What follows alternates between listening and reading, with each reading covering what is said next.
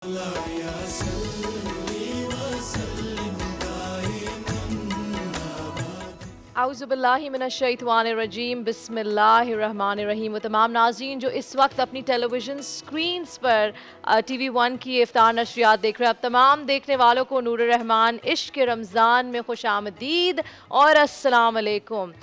नाज़रीन कराम, आज 17 रमज़ानुल मुबारक है। अल्हम्दुलिल्लाह आज के दिन को निस्बत हासिल है दो बहुत अहम वाक़यात से।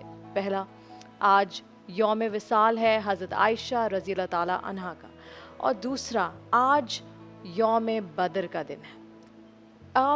आज का जो दिन है यानी 17 रमज़ानुल मुबारक, इस दिन को इस्लाम के 313 जानिसारों ने बदर के मकाम पर काफ़िरों को बदतरीन शिकस्त दी थी। इस दिन को कुरान मजीद में सूरह अनफाल में यौमुल फुरकान करार दिया गया, यानी हक और बातिल में फ़र्क कर देने वाला दिन। नाज़रीन कराम, यौम बदर से, ग़ज़वा बदर से मुतालिक एक वाक़या आपके साथ मैं शेयर करना चाहती हूँ।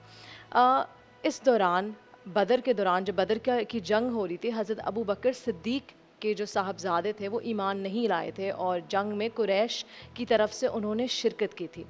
तो आप जब ईमान ले आए तो आपने फ़रमाया कि जो एक मौका जंग में ऐसा भी आया था कि जब आप मेरी ज़द में आ गए थे, मगर मैंने आप पे हमला करना पसंद नहीं किया। जिस पे हज़रत अबू बकर सिद्दीक़ फरमाते हैं कि खुदा की कसम, अगर तुम मेरी ज़द में आ जाते तो मैं कभी लिहाज ना करता। ये ईमान का ऐसा जज्बा था जिसकी तारीख़ में मिसाल नहीं मिलती। नाज़रीन कराम, आज हम बदर के मकाम के हवाले से बात करेंगे, आज हम यौमुल फुरकान के हवाले से बात करेंगे, आज हम बात करेंगे उस ईमान के तकाज़े के हवाले से और हम क्या सीख सकते हैं इस बड़े दिन से। तो इसके लिए मेरे साथ यहाँ मौजूद हैं उलमाए कराम। बढ़ते हैं हम अपने सेगमेंट सुखने इश्क की तरफ।